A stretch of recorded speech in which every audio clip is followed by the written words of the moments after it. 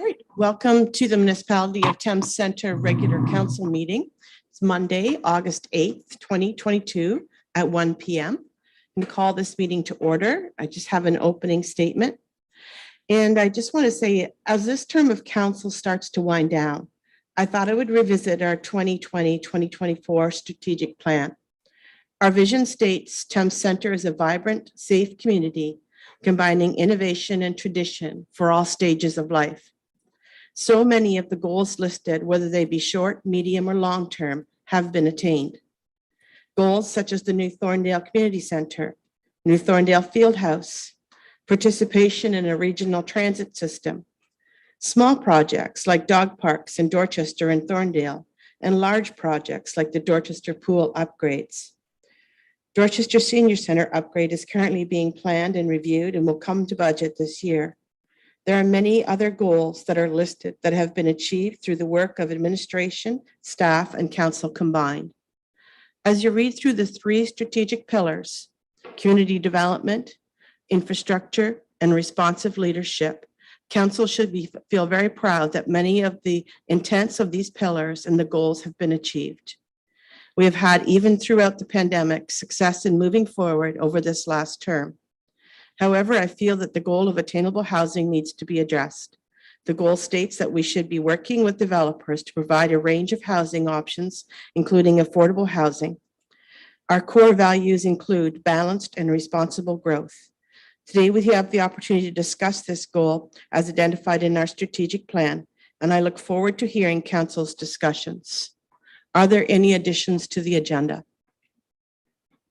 Yes, there is one addition, a replacement Schedule A to bylaw 74/2022 has been added to the agenda just prior to the start of the meeting. This schedule replaces what is currently under bylaw 74/2022, page 381 of the amendment. Okay, thank you. Any disclosure of pecuniary interest, council? No, seeing or hearing none. Any announcements? None. Then we're going to move right into our public meeting. Just going to find my page. So we have a meeting to consider the Crampton Drain 2022. And do we have the engineer? Okay. Thank you, Your Worship. My name is George Frick, and I'm here on behalf of Mike DeVos today, who was unable to attend due to prior arrangements. So whenever you're ready, you can give us an overview of the work required, please. Thank you. So yeah, we have a request here to improve the existing Crampton drain, which ran through some lands which are currently being proposed for severance. So part of this proposal was to provide adequate drainage services for these lots. Another part was to relocate the drain to facilitate the development of these severances and also to address any stormwater management requirements. So the proposal, and this is on Crampton Drive, just west of Putnam Road, includes installing one system called Drain D, which is to collect and convey water to the stormwater management area for these new lots, and then we are replacing the existing Drain A in a new alignment to facilitate the lots as well, and that will drain the stormwater management area. So there's really three portions of it. Like I said, one to drain the new lots, one to for stormwater management, and then a third portion to convey it away.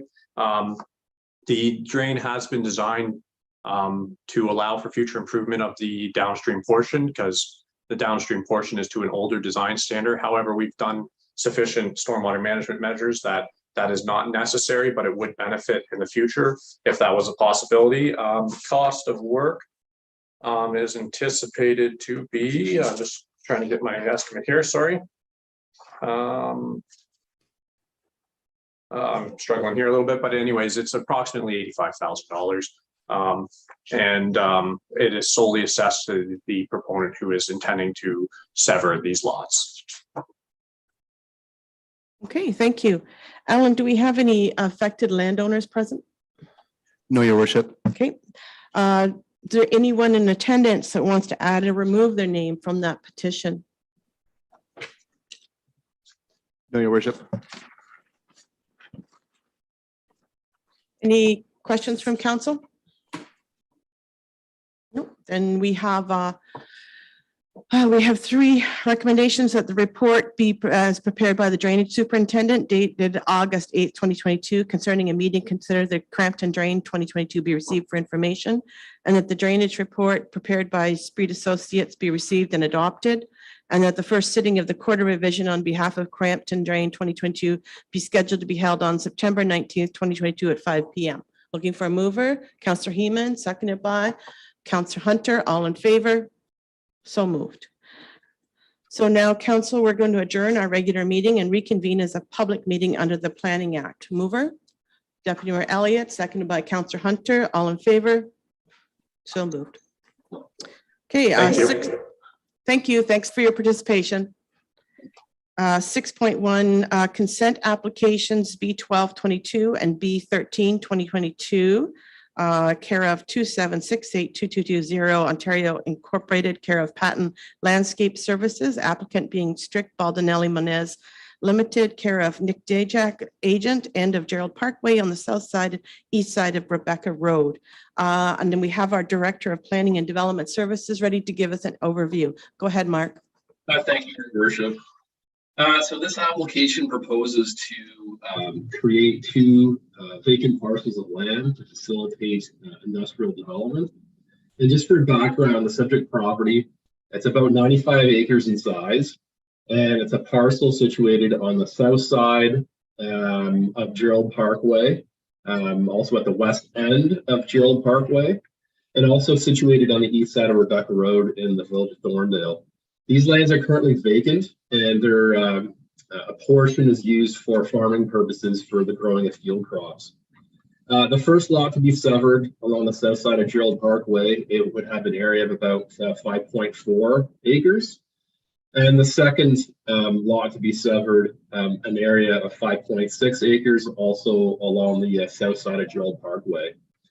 The balance of the lands would have an area of about 67 acres, and they would be intended for a future plan of subdivision for industrial purposes. These lands are designated and zoned for industry, and municipal sanitary sewers are available across the frontage of the property along Gerald Parkway, whereas there's no municipal water available along that stretch. Excuse me. Council may recall that this proposal was originally heard back in 2021. Those applications for consent were conditionally granted by the municipality. However, they lapsed subsequently, considering conditions weren't satisfied within the allotted time. So this is basically a resubmission of those original applications. We still have consent application B4-21, which is a proposed industrial lot along Rebecca Road. That was deferred by council to allow an opportunity for the applicant to address the concerns raised by staff in terms of the configuration of that parcel. So that application remains deferred. I've conducted my analysis, Your Worship, and I'm satisfied that this proposal would be consistent with the provincial policy statement and conform with the County of Middlesex official plan. I've also gone through and evaluated the proposal against the prescribed criteria as noted in our official plan, and I'm satisfied that that criteria has been met or it's capable of being met through conditions of consent. One thing that's important to note is, sorry, I'm getting ahead of myself here. I'll come back to that. In terms of the zoning of the property, we do have compliance in terms of the minimum lot frontage and minimum lot area requirements. And just in closing with the evaluation section, this proposal would be consistent with provincial policy and in conformity with the Middlesex County official plan as well as the Thames Center official plan.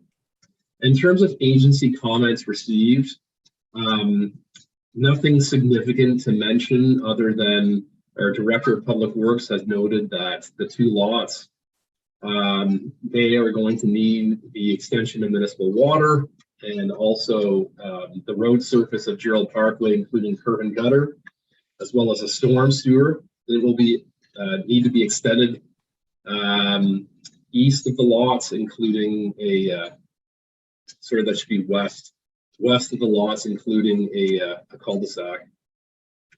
In terms of public comments, no concerns have been received from the public to date. And so, Your Worship, it's my recommendation that the applications for consent be approved, subject to the 8 conditions that are noted in my report, and also based on the reasons outlined in my report.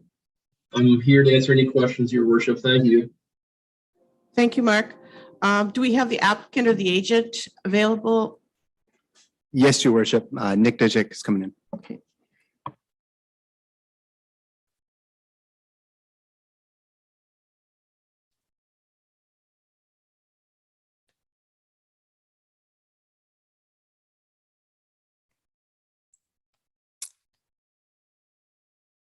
There we go. Good afternoon, Nick. Yeah, we can hear you loud and clear. Thank you, Your Worship. So, welcome. And did you want to provide any additional information? Just a few things. As Mark mentioned, the applications have been heard before. The conditions are slightly changed with a couple of the engineering items, but we have no issues with satisfying those conditions. And due to the lapse of the previous decisions, we weren't able to satisfy just one of those conditions, which was the surveying component due to workload and no fault to the applicant. That was an issue that we had resolved since then, so we're quite confident that the conditions listed before you today are easily satisfied and would be done so expeditiously. That's all. Thank you. Great, thank you. Any public in attendance? No, Your Worship. Okay. Any questions by council? No. Okay. So we have 8 recommendations and 8 conditions to the recommendation. So looking for a mover. Councillor Heeman, seconded by Deputy Mayor Elliott. All in favor? So moved. Okay, now I'm going to ask that the public meeting adjourn and council reconvene its regular meeting in order to continue with its deliberations. Looking for a mover. Councillor Heeman, seconded by Councillor Patterson. All in favor? So moved. Moving on to the consent agenda. Knowing that the consent agenda are considered routine and may require discussion, but no action on the part of council, consent items are received for information in one motion. Council members may request that one or more item be removed for further action. So the first motion that we have is that the minutes of the regular council meeting or the regular meeting of council held on July 11th be approved as circulated. So looking for a mover, Deputy Mayor Elliott, seconded by Councillor Hunter. All in favor? So moved. And now from 7.2 all the way down to 7.7. Anything that anybody wants to pull out and discuss? Nope. Then I would like to have a motion to accept those. Councillor Heeman, seconded by Deputy Mayor Elliott. All in favor? Okay. Now moving on to reports of departments. We have CAO 00422, Employee Vacation Policy. And I believe, Mr. Henry, that's yours. Yeah, thank you, Your Worship. Good afternoon, Council. Before you is CAO 00422.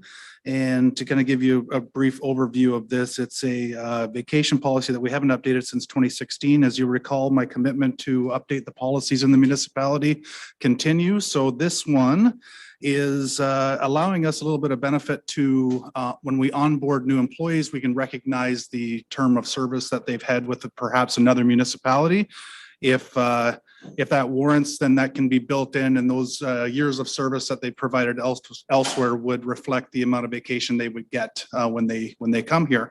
It also helps us to retain and attract new employees because there's now incentive for them to switch if we so need to. The latter part to that is it's not just a negotiated amount that comes through the director of the department. There is an actual formulation that comes with this, so it makes it a little bit cleaner and neater. If you have any questions, I'm certainly here to help. So any questions for CEO Henry? Councillor Heeman.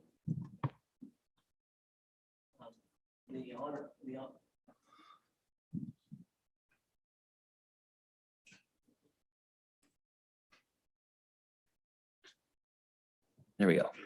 So the honoring of the experience at other municipalities is something that we don't currently do? And would that make us more competitive in the hiring arena? It would, it both. One, we don't recognize that. That is not a formal policy that we have that allows that to happen.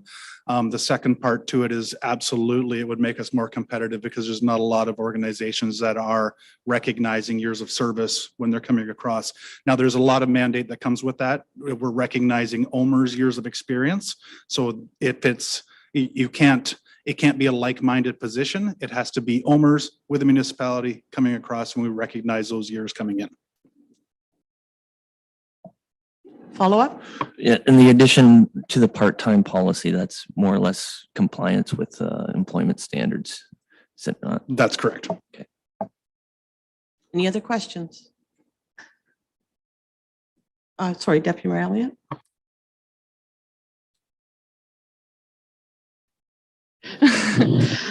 Just a comment. Back in April at the Good Rose Conference, I hosted a concurrent session on retaining staff, and that is one of the biggest challenges facing municipalities, not just across Ontario, but across Canada, and even in talks with across FCM, is that retaining quality staff at municipalities.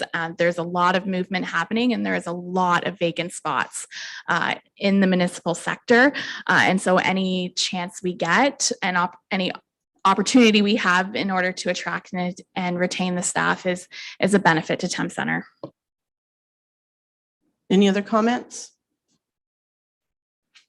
No, seeing none, then we have two recommendations in front of us that actually three, that the report be received for information, that the vacation policy as attached to the report be adopted and incorporated into the employee section of Thames Centre policy manual, and that the new vacation policy EPD 24 also replaces scheduling vacations policy EPC 1.4. Okay, mover. Councillor Heeman, seconded by Deputy Mayor Elliott. All in favor? So carried. Now moving on to CAO again, 00522, the 2024 Curling Championships. Yes, thank you, Your Worship. Prior to my arrival in Thames Centre, we had the tankard held here, I believe it was 2015. And we'll recall the success of this event. In fact, it injected $1.6 to $2.1 million into the economy from what Curl On Ontario, the new governing body for curling in Ontario, was able to tell us anyway. What you have here is a request from the Ingersoll Curling Club to host the event again, or potentially host the event again. I shouldn't say that it's carved in stone, it's not, but they're looking for council's approval to keep moving ahead with it, and they're looking for dates between January 19th to the 28th of 2024, if it's so warranted. Coincidentally, I just received an email from the individual that's involved in the event. Thanks, Aidan. Good to hear from you from PEI. Okay. I'm sure council will remember the tankard and the success and the work that went through, and really give us a spotlight on national TV. It was a great event, and everybody pulled together and made it happen. So it's nice to be able to see the opportunity coming again. Obviously, they like the job that happened here, and our staff and our facilities are more than up for this kind of thing. So it's great to see. Deputy Mayor Elliott. Yes, just a comment. I think sports tourism is an exciting avenue, and through my employment, I actually got to go to a sports tourism conference, and it's fast growing, and municipalities are jumping all over the opportunities because it offers so many benefits to the municipality. And we've seen it here in Thames Centre. We've really marketed ourselves hosting provincial and national events here, and it booms and gives that national spotlight to Thames Centre, as well as it benefits our retail and our local businesses. And so I absolutely support this. Okay. Any other comments, council? Councillor Patterson. Yes, thank you, Mayor Work. How does this affect our minor sports? Because, I mean, this is at the end of playoffs possibly for a number of teams. And I'm just wondering how do we plan for, I mean, this is almost 2 years away. So how do we plan to accommodate our, because for me, the minor sports comes first. Okay, CEO Henry, you have an answer for that? Yeah, and you know my background here with this as well, Councillor Patterson, so I appreciate the question. The good news is that we are 2 years out and we're able to have some very, very preliminary conversations with all these organizations. It's not uncommon on a year-to-year basis to have one and or two events come up that are unscheduled. And they usually come forth at the ice allocation meeting. There's lots of discussion on this, and there's lots of ways that we can help and assist with accommodating these groups and making sure that they are covered off. We've had several of these here. I've had probably 24 of these in my career entirely. So I'll stay on top of this one right through to make sure that everybody's accommodated for, and we can work with neighboring municipalities if we have to, start to move some people around to make sure that they're taken care of. That's for sure. Any follow-up to that, Councillor Patterson? No, that's great. I just wanted to make sure we're taking care of our youth in the community first. Yeah, good point. Any other questions? Okay, so we have, first of all, that report CEO 00522 be received for information, and that council approved the request of the Ingersoll Curling Club to utilize the Flight Exec Center for the on and off ice activities necessary for the event from January 19th to January 28th, 2024, and that council direct the director of community services and facilities to enter into a similar agreement as embarked on with the Ingersoll District Curling Club in 2015. So mover, Deputy Mayor Elliott, seconded by Councillor Patterson. All in favor? Okay, so moved. FL 00322, fleet budget, maintenance and fuel account potential overage. That's not surprising, is it? And we have the Director of Public Works. Go ahead, Jarrett, when you're ready. Thank you, Mayor Work. Before you have a report FL 003-22, fleet budget maintenance and fuel account potential overage. As the reports indicates, we have 73 active units in the fleet department. Most are fuel burning units because of, we've been watching the accounts closely, obviously with fuel prices the way they've been here the first of the year. All accounts were reviewed. Only the fleet fuel accounts and maintenance accounts seem to be nearing their potential overage. We just want to report to council right now before we go into lame duck, just so we can keep all departments moving for the end of the year. If you have any other questions, I'd be happy to answer them. Council, any questions? No? Oh, sorry, Councillor Patterson, go ahead. Yes, Mayor Work. I'm just wondering, is this just a product of the inflation on fuel pricing? Is that because we didn't really know that was going to happen? Or is this an issue with fleet vehicles that are too old and we need to replace them? Okay. Director, whenever you're ready. Yeah, that's a good question, Councillor. The fuel, when we did our budget there, it was October, November of last year. We didn't anticipate the fuel being over $2 a liter. So it's mostly fuel. As far as our maintenance accounts, we're seeing, as the report says there too, we're seeing subcontractors charging a fuel surcharge on repairs coming in. So it's twofold that we could have foreseen these budget amounts coming in that we're getting right now. It's not a factor of older equipment. It's just fuel and maintenance costs that we're seeing across the board. Okay, follow up, Councillor Patterson. Yeah, just a comment. Well, as you know, I own a business too, and then my suppliers are charging this fuel surcharge, and that's just the way it is now, I guess. So it's unfortunate, but hopefully the federal and the provincial government figure it out. All right. So any other questions or comments regarding this report? Okay, then looking for a mover. Councillor Heeman, seconded by Deputy Mayor Elliott. All in favor? So moved. Thank you. Okay, now moving on to PDS 04T222, applications for draft plan of subdivision, official plan amendment, and zoning bylaw amendment, which would be Sifton Properties Limited, the applicant being Monteith Brown Planning Consultants. The agent is Monteith Brown. South location is south of Byron Ave and east of Dorchester Road. And Mark, I see you're on screen, so whenever you're ready, go ahead. Thank you, Your Worship. So the purpose of this report is to provide an evaluation of the subject applications to facilitate the development of a residential plan of subdivision. The report also includes a summary of the public and agency consultation process, along with recommendations for council's consideration. It's important to note that procedurally, it's the County of Middlesex who is the delegated approval authority for plans of subdivision and official plan amendments.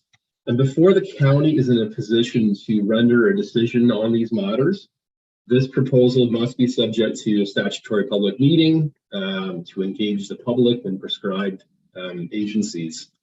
So those foregoing requirements were met. Considering the proposal has been subject to an extensive public consultation process, with the last meeting that was held in September of 2021. The council may wonder why it's taken so long for this proposal to come forward. And that is because staff was waiting until the Upper Thames River Conservation Authority was in a position to recommend draft plan approval.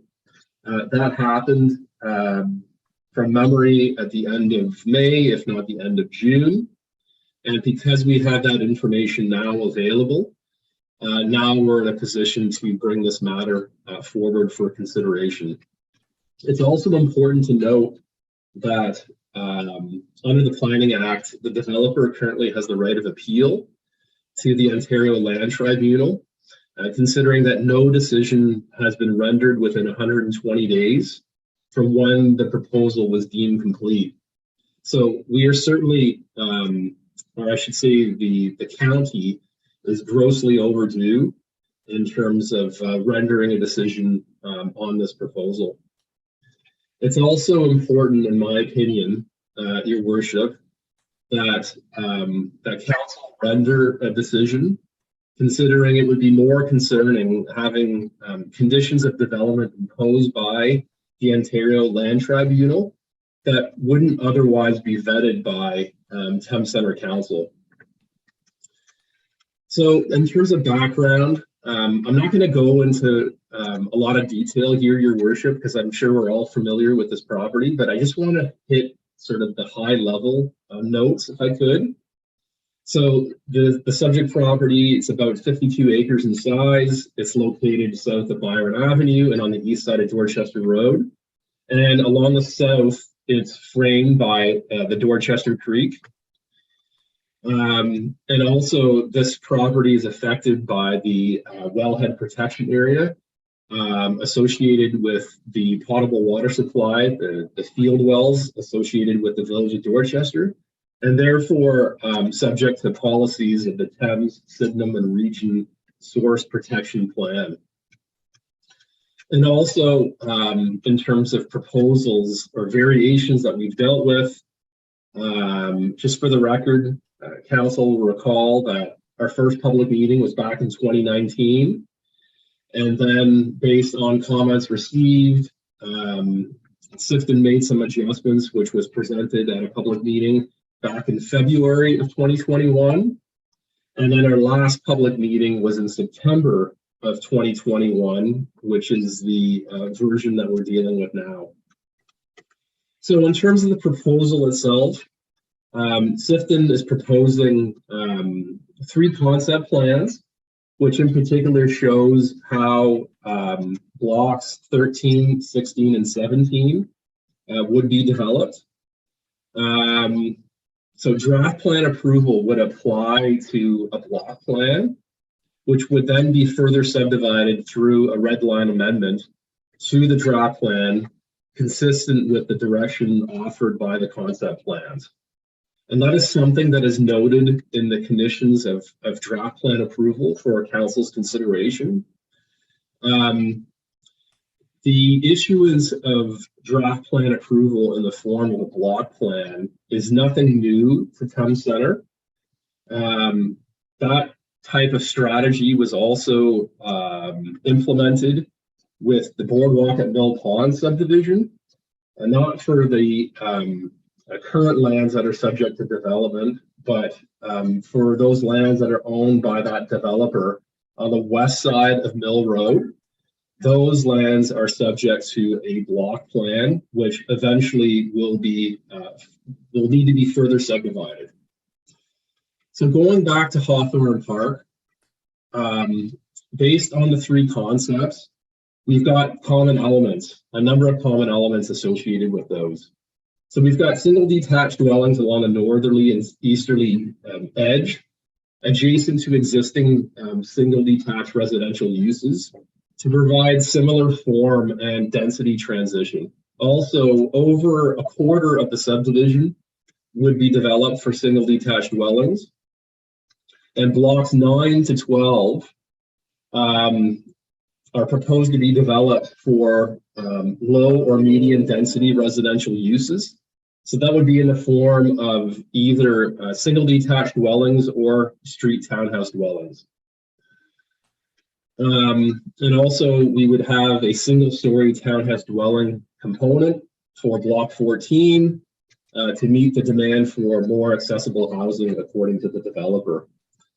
The highest concentration of residential uses are primarily directed along Dorchester Road. So that would be blocks 16 and 17 in particular.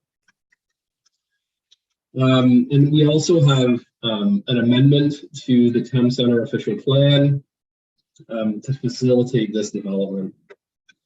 I should also point out, Your Worship, that under the zoning bylaw amendment portion of my report, I didn't include an explanation as to the zoning that is being sought for block 13.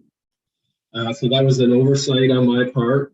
I can tell you, however, that the zoning sketch that was provided by the developer is appended to my report. And through that zoning sketch, you will find those details noted that are otherwise omitted from my report. In terms of agency comments received, the ones that are worth noting would be from the county engineer. The county engineer has recognized the need for road improvements with turning lanes where the new street for the subdivision would meet Dorchester Road. Also some pretty standard widening dedication requirements and 0.3 meter reserves to limit access. The engineer also would like to that the stormwater management and grading plans be subject to the county's approval, and also that the developer should be required to conduct a noise study dealing with road noise impact on the proposed residential development. So those matters are all addressed through the conditions of draft plan approval recommended. Also from the Upper Thames River Conservation Authority, they've noted some pretty specific conditions regarding the need to finalize matters pertaining to stormwater management, the environmental impact study or development assessment report dealing with natural heritage features, also hydrological assessment, along with a water balance report, and finally the need for Section 28 permits from the Conservation Authority. So all of those matters, Your Worship, are noted in my recommended conditions of draft plan approval.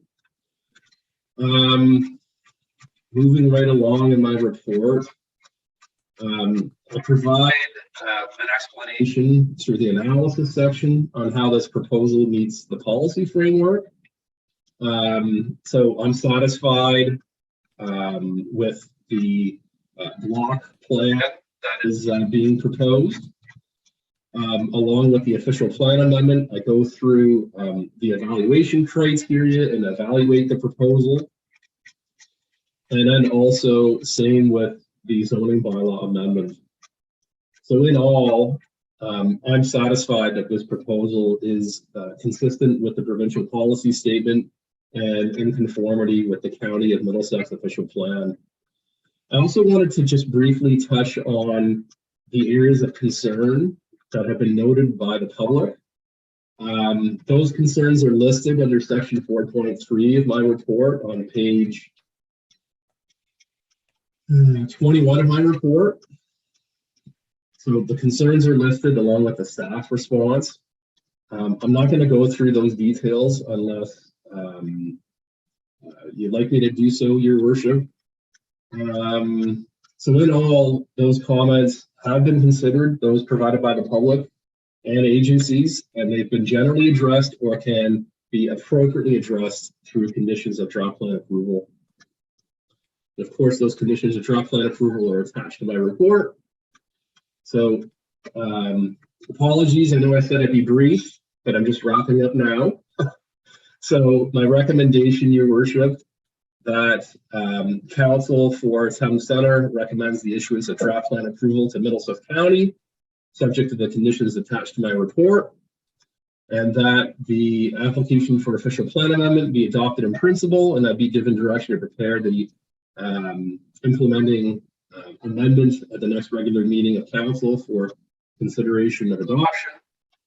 And then lastly, that the zoning bylaw amendment be approved in principle, and that upon the granting of draft plan approval and approval of the official plan amendment by the county, that I be given direction to forward the implementing zoning bylaw amendment to Council for consideration.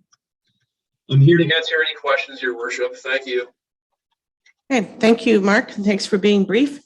Any questions now? So, Council, Deputy Mayor Elliott. Yes, through you. Just more of a point of clarification right now in regards to the 120 days. So essentially, we are over the 120 days that under law, we have to make a decision under, because we were waiting for UTRCA to come back with all of that information. So really that was completely out of our hands.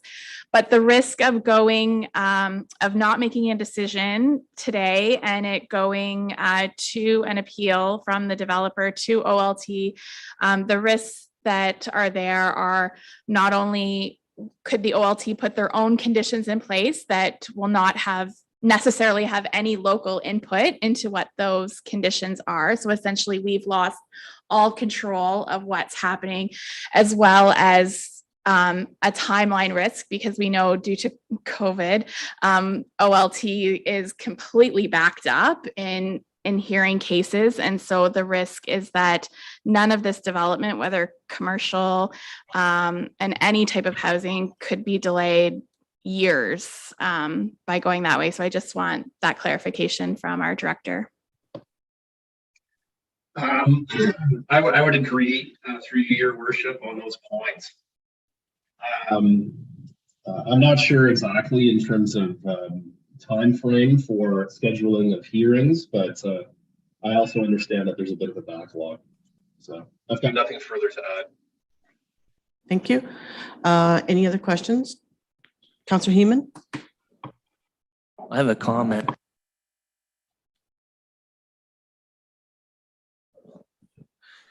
I know that we reviewed quite quickly the community feedback, but I just wanted to note that there was priorities for seniors housing and there was priorities for affordable units, right? And I think that there was quite a bit of opposition to stacked townhouses.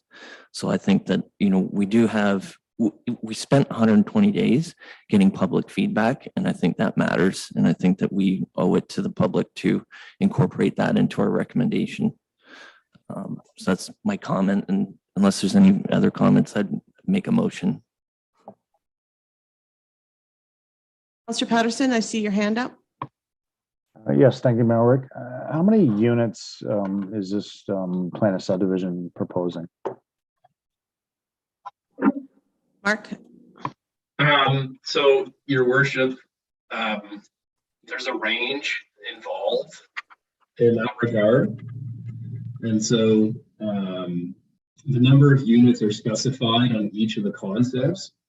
So concept one has the ability to accommodate 500 housing units, 550 for concept two, and then lastly, concept three, which is the lesser of the other two, just under 350 housing units. So if you want to average it out, it's probably about 400. Councillor Patterson, do you have a follow-up to that? Just a comment, Mayor Work, if I could. Yep. I know as a Ward 2 councillor, all the residents here are asking for senior housing, and they're not asking for these stacked townhouses. So for me, this seems excessive. 400, 500 units, and there's not a lot of senior housing there. So I can't support this. Okay. Thank you. Councillor Heeman, do you have your hand back up?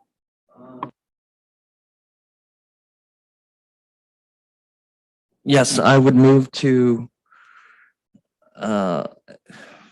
accept the recommendations with the conditions of the 22 or 37 conditions applied, with the exception of amending point 1.1 to remove concept 1 and 2. So that would in effect only approve concept 3. And yes, that's the end of my motion, if I could speak to that motion. So I would move concept 3 because I believe that it is the concept that through all of the communication that we have with the public best reflects the needs voiced through the public consultation. And I think the main difference you will see is that there is additional commercial units in block 16 and in block 17. Along with the seniors housing in block 17 and the absence of stacked townhouses in block 13. For this reason, I believe that concept 3 is most reflective of the community needs and wants. Before we go any further, I see the clerk looking at me. So do you want to add a comment? I just need maybe the wording from you again, just to make sure that I have the correct motion that you have here.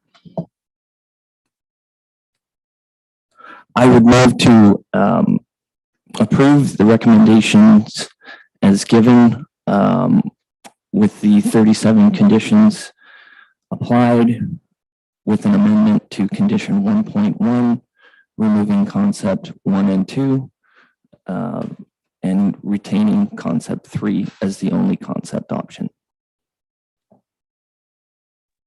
Any other comments? Mayor Work, I'll second that motion for discussion. Okay, so we've got a mover and a seconder. Does anybody want to speak to anything else before we make a decision on this? Councillor Hunter. Through your worship, to the planner, the 6-story building has me very concerned with fire protection for that height of a building. Is there anything in the zoning that we can put in there to limit the height of these buildings?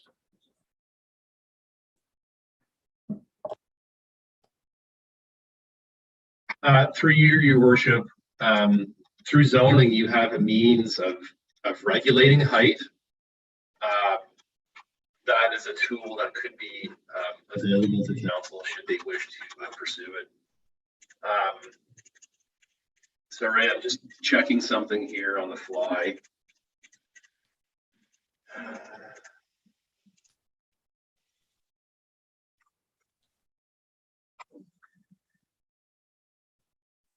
There should also be an adjustment made to the official plan amendment, because the official plan amendment would facilitate the height increase of 6 stories.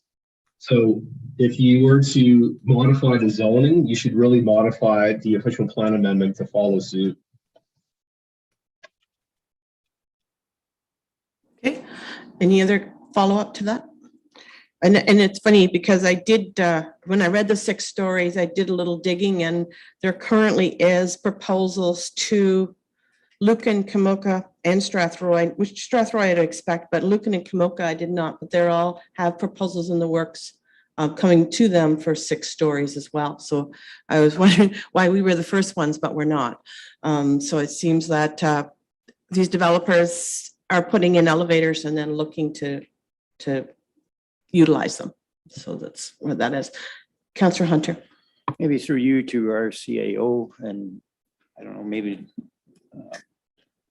what liabilities would the municipality have if we cannot provide sufficient fire protection to a 6-story building? Yeah, thank you for asking that question. We wouldn't want to be very far behind. And I've often said this over the last couple of years, if you're going to plan a building of this height or it's going to come, we'd better have a truck ready by the time this building is finished. And that is a capital purchase of all its own. And the timeline on receiving that is not quick and not getting quicker. I do know that certain members of our fire department have had discussions with the City of London and being able to access their ladder truck in case of a situation, but you're at the mercy of them not being on a call and you're at the mercy of them coming all the way from London. So it often has been said is, one, we do not have a ladder truck to support a building of this height. And if we were going to have the building, I reiterate, we better darn well have a truck ready to come behind it, which we do not have in the plans. We've had some discussion in the past, but there isn't anything in capital that is on the horizon. I can tell you that. So from a liability standpoint, to further answer your question, it puts us in a very, very tricky situation. Yes. Well, then we have to have somewhere to put a truck. So that becomes another conversation as well. And we know that, in the budget for now, there is addition or a different location or whatever to do modifications to the fire hall to put in different equipment as it grows too. But these are not instant overnight solutions. And then I'm assuming that these apartments are not instant and overnight either. Councillor Patterson, I see your hand up.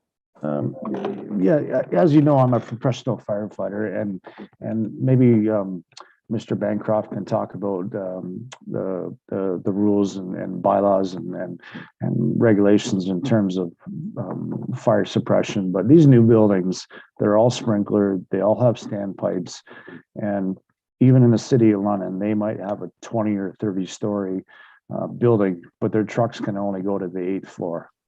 So even the city of London can't service in terms of laddering and rescuing someone from the 15th floor or the 20th floor. So to me, the point, a 6-story doesn't really, you don't need a ladder truck for that. It's interesting because, again, like with the different applications that are going through, Middlesex Center, and I don't want to put words in their mouth, that would be something that we would have to further look at.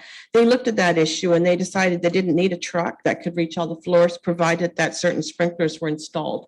So again, that fire suppression is something that's right in the building code, and I don't know, I guess if you have seniors in a building, I don't know if sprinklers are enough to get them out. I think, there's a matter of time frame for anybody. So I think there's liability to whatever you do. Chris, did you have your hand up again?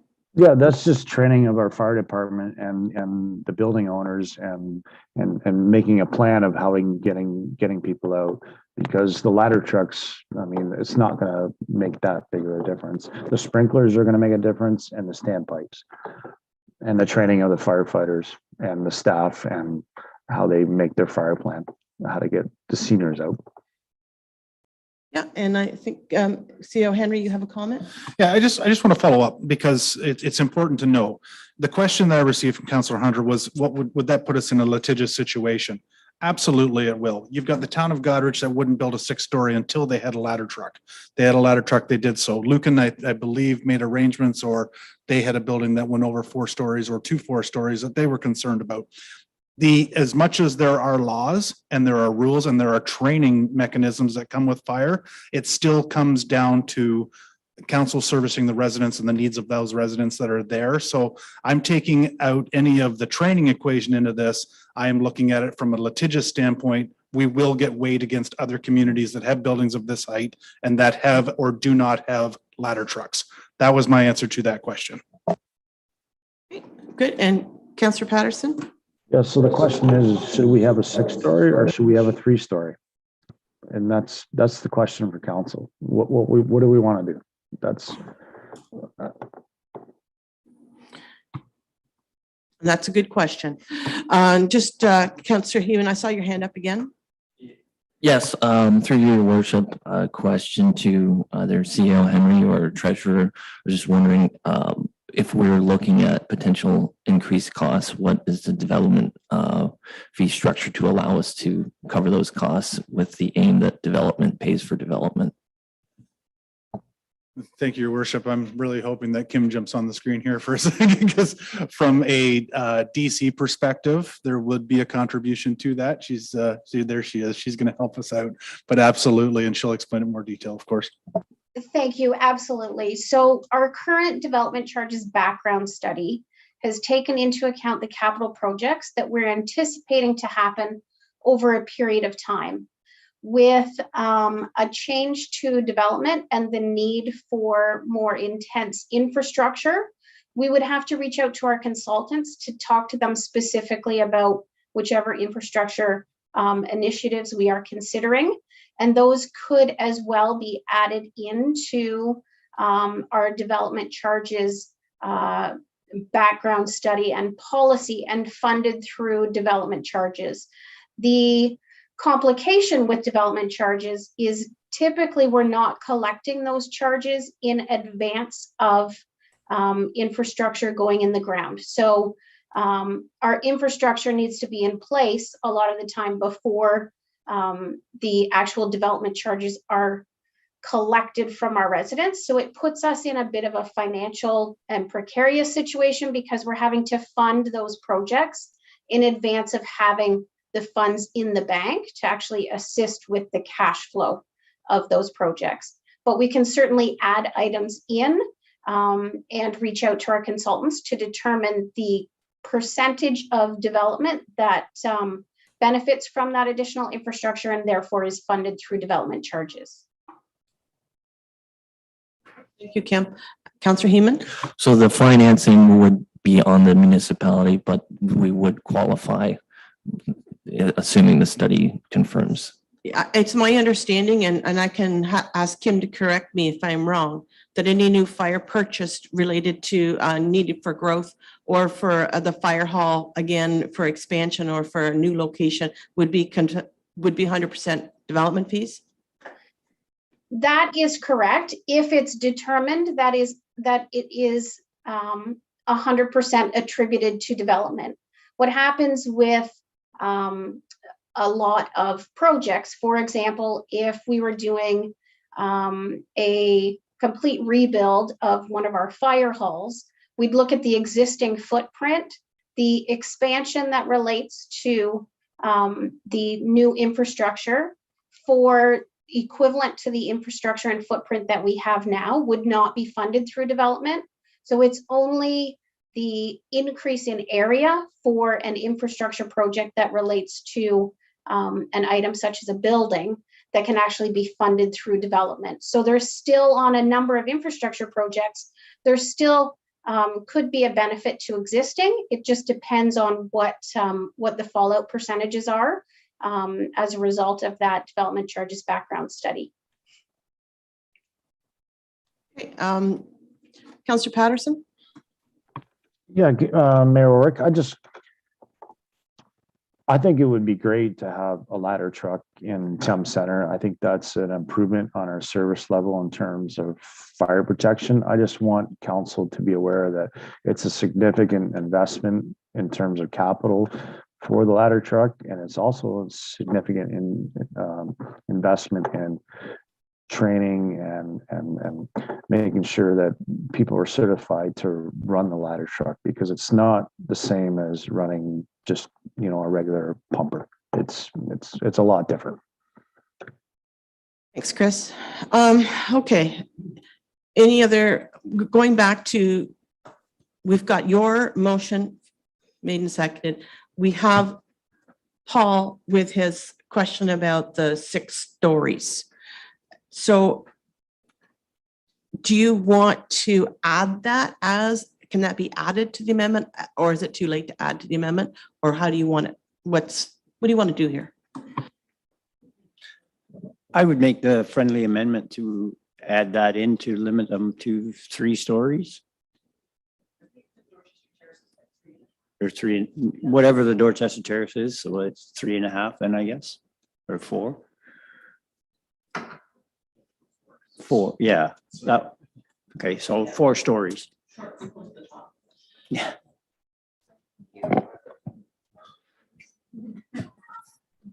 I would accept that as a friendly amendment. Chris, are you okay with that? Just a comment that our ground ladders can't reach 4 stories, just so council's aware of that. Okay, great. Thank you.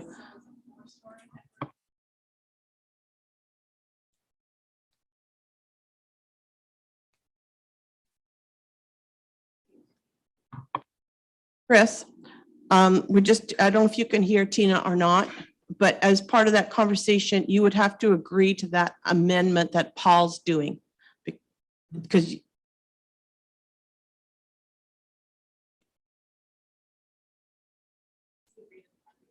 do you agree to that friendly amendment? Are you asking for a seconder? I haven't said anything yet, so. Well, he seconded the original, yeah. So because Paul's adding the friendly amendment, are you okay as the seconder for that? And he's saying just 3 stories or 4? He's saying the same as Dorchester Terrace, which is 4. I agree to that amendment. Okay, thank you. So I'm just, for everyone's clarity, I'm going to ask the clerk to read back the amendments that we have listed. And we have a mover and a seconder. So after she reads through, then I will call the vote. Okay, so the motion as posted on the agenda stays the same. The part that has been added is that in that condition 1.1 be amended by removing concept 1 and concept 2, and that the stories be limited to 4-story building. Okay, everybody okay with that? All right, so all in favor? So carried. Thank you. Can I ask for a recorded vote, please? Certainly. Sure. So we're going to ask for, I don't know if you heard that, Chris, but we're going to do a recorded vote. So Tina will call when it's time to vote. Deputy Mayor Elliott, In favor. Councillor Heeman, In favor. Councillor Patterson, In favor. Councillor Hunter, In favor. Mayor Warwick. In favor. So moved. Carried. Okay. All right, now we're moving on to a slightly less interesting topic, and that would be the mayor's report. And moving on, July 12th, I attended the Talbot Trust meeting. That's the Kettle Creek Trust. And then July 13th, I chaired the special events meeting. And then that evening, I went to Strathroy to the library to meet Ukrainian refugees for an open house that showed them what services are available in the county and locally. And that was quite an interesting event, and nice to see so many people out there. July 14th, the London Health Sciences Ad Hoc Committee met. So I went with that meeting. July 19th, of course, it was County Council. And then moving on to July 28th, I chaired a SCORE meeting and attended the Western Ontario Wardens Caucus meeting, and also then made it to the Flight Exec Expansion meeting with Councillor Hunter. July 30th, I was pleased to speak at the Midsummer Bash at the Dorchester Golf and Country Club, their first annual party down by the river, and that was very well attended and very well organized. August 4th, I attended a meeting with Karen Vecchio in the morning. And then August 7th, I attended Fanshawe Pioneer Village. The Irish Benevolent Society hosts an event there that honors the Irish settlers that came through. And it was my pleasure to be joined by Mayor Holder at that event.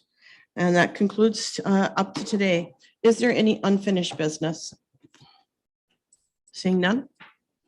Then I have, the next thing is 11.1. It's a notice of motion, and that's through me. It's a reconsider of resolution. The official plan amendment, proposed addition and removal of lands, Dorchester settlement area. And this would be considered if approved on September 12th. The motion is that part 1 of resolution 186/2022 noted below as enacted by council at its regular meeting held on July 11th be reconsidered, and that the urban growth boundary for Dorchester remains status quo, does not change. So that was the recommended motion. I'd like to reconsider that on September 12th, if council is in favor. Councillor Patterson, yep. Should you recuse yourself as the mayor to make this motion? Is that correct procedure? Just want to make sure we're doing the right. Yeah, the right- I'm gonna let Tina answer, but I did check with her first. So go ahead, Tina. Thanks for the question. She's not making the motion today. It's just on the agenda to give the public lots of notice. So that motion will be put in place on September the 12th, where council will vote, consider and vote on that. She was just introducing it. All right. So looking for, Sorry, Mayor Work, can we make a decision on that today? Is that possible? the clerk.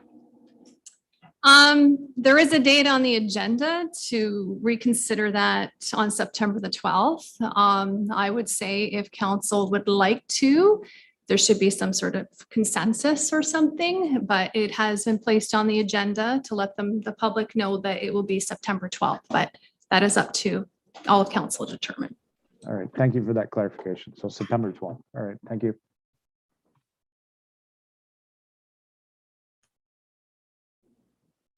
So looking for a mover?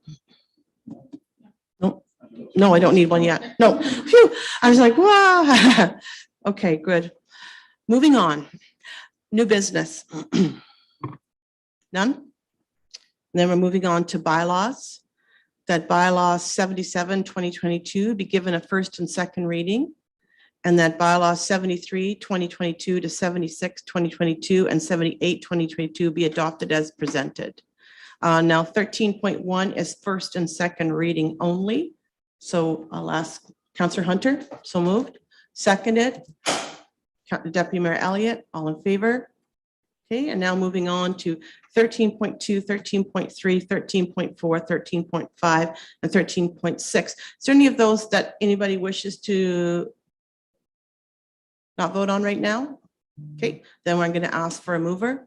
Councillor Heman, go ahead. Just a quick addition to bylaw 74/2022, noting that the Schedule A on Right. page 381 has been replaced. Okay, thank you for that. Okay, so I have a mover, Councillor Heman, seconded by Deputy Mayor Elliott. All in favor? So moved. Our next meeting is Monday, September 12th at 1 p.m. And the time is now 2:06. I'd like a motion to adjourn. Councillor Heman, seconded by Councillor Hunter. All in favor? So moved. Thank you.